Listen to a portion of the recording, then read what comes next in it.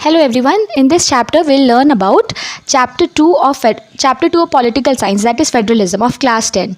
तो फेडरलिज्म पढ़ने से पहले हम लोग को दो चीज़ पढ़ना पड़ेगा. सबसे पहले that is two types of government. अब हम लोग का गवर्नमेंट जो होता है that is a main administrative body of our country. तो वो दो तरीका का होता है. एक होता है यूनिटरी फॉर्म ऑफ गवर्नमेंट और एक होता है फेडरलिज्म फॉर्म ऑफ गवर्नमेंट, जो इस चैप्टर में हम लोग पढ़ेंगे फेडरलिज्म के बारे में. तो यूनिटरी फॉर्म ऑफ गवर्नमेंट क्या होता है कि यहाँ पे एक ही गवर्नमेंट रहता है, जैसे नेशनल गवर्नमेंट ही रहता है और इसके अंदर कुछ कुछ सबऑर्डिनेट यूनिट्स आते हैं, बट मेन पार्ट जो होता है वो नेशनल गवर्नमेंट के अंडर ही होता है. ठीक है. इसी के ऑपोजिट और कंट्रास्ट में फेडरलिज्म होता है, जिसमें क्या होता है कि national government and state government के बीच में पावर और अथॉरिटी का शेयरिंग होता है. ठीक है. तो फेडरलिज्म में क्या होता है कि जैसे नेशनल लेवल या सेंट्रल गवर्नमेंट का कुछ अपना पास है, वैसे ही क्या होता है कि स्टेट गवर्नमेंट का भी अपना कुछ पास रहता है. ठीक है. नेक्स्ट टॉपिक जो हम लोग पढ़ेंगे वो है फीचर्स ऑफ फेडरलिज्म. अब सबसे मोस्ट इंपॉर्टेंट फीचर फेडरलिज्म का ये होता है कि गवर्नमेंट का जो लेवल्स होता है वो दो या दो से ज़्यादा होता है. मतलब there are either two levels of government, तो कम से कम हो गई, लेकिन दो से ज़्यादा भी हो सकता है. जैसे कि अगर हम लोग अपना इंडिया का बात करें तो इंडिया में 3 लेवल्स ऑफ गवर्नमेंट है हम लोग का, national level, state level and local level. ठीक है. ये फर्स्ट फीचर है फेडरलिज्म का. सेकेंड फीचर जो है that is each tyre has its own jurisdiction in legislation, executive, taxation and administration. मतलब क्या होता है कि अपना अपना उनका जुडिसडिक्शन भी होता है. जैसे कि जो अपना एरिया वो लोग का, मतलब स्टेट नेशनल लेवल पूरा कंट्री के बारे में देखेगा, पूरा कंट्री का ही टैक्सेशन से वो इन्वॉल्व है. स्टेट लेवल अपना स्टेट के बारे में देखेगा, लोकल लेवल अपना लोकल एरिया के बारे में देखेगा. ठीक है.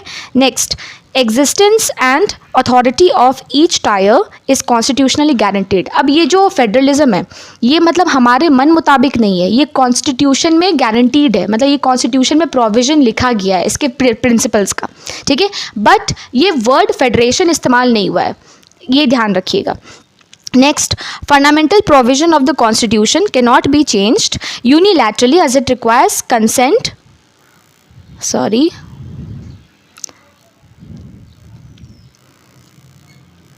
As it requires consent of both levels of the government. अब क्या है कि जैसे कि नेशनल गवर्नमेंट है, अगर उसको मान लीजिए कि कुछ प्रोविजन चेंज करना कॉन्स्टिट्यूशन का, तो वो खुद ब खुद नहीं चेंज कर सकता है, उनको स्टेट गवर्नमेंट का भी रजामंदी लेना ज़रूरी है.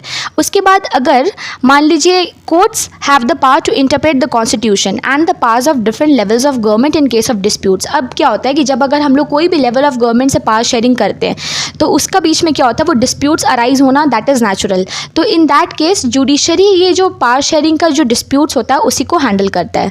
ठीक है. हर एक लेवल ऑफ गवर्नमेंट का अपना फाइनेंशियल इंडिपेंडेंस होगा या ऑटोनॉमी होगा. मतलब स्टेट का अपना रिसोर्सेज है, नेशनल गवर्नमेंट का अपना रिसोर्सेज है. ठीक है. तो फेडरलिज्म और दो ऑब्जेक्टिव्स फुलफिल करता है. एक तो it safeguards and promotes the unity of the country, मतलब यूनिटी को बरकरार रखता है, एंड ऑल्सो जितना भी रीजनल डाइवर्सिटी है उसको अकोमोडेट करता है. अकोमोडेट का मतलब होता है कि हर जो भी डाइवर्सिटी है रीजन में उस सबको साथ में एक ही छत के नीचे लेके चलना. ठीक है.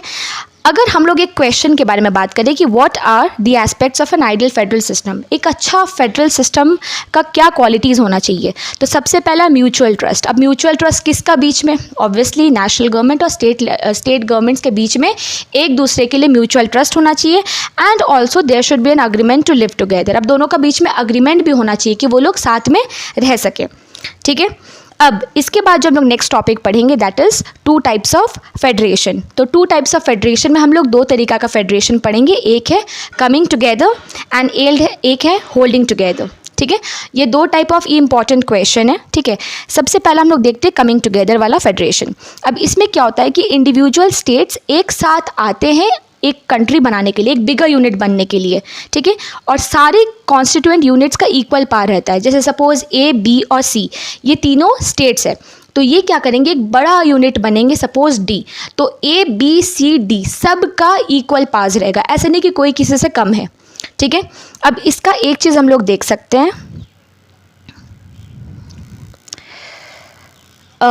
इसका जो मेन कंट्रीज़ आता है वो होता है यूएसए. ऐसे याद रखिए का एक्रोनिम से यूएसए. तो पहला कंट्री तो यूएसए है, स्विट्ज़रलैंड है एंड ऑस्ट्रेलिया है. तो you can remember like this, USA that means U for USA, S for Switzerland and A for Australia. ठीक है. Moving back to holding together federation. Holding together federation में क्या होता है कि नेशनल और स्टेट गवर्नमेंट का बीच में पावर शेयरिंग होता है, ठीक है। तो सेंट्रल गवर्नमेंट और स्टेट गवर्नमेंट पावर शेयर करते हैं, बट इसमें क्या होता है कि नेशनल लेवल गवर्नमेंट, जो सेंट्रल लेवल गवर्नमेंट रहता है, उसका ज़्यादा पावर्स रहता है as compare to state level government, ठीक है।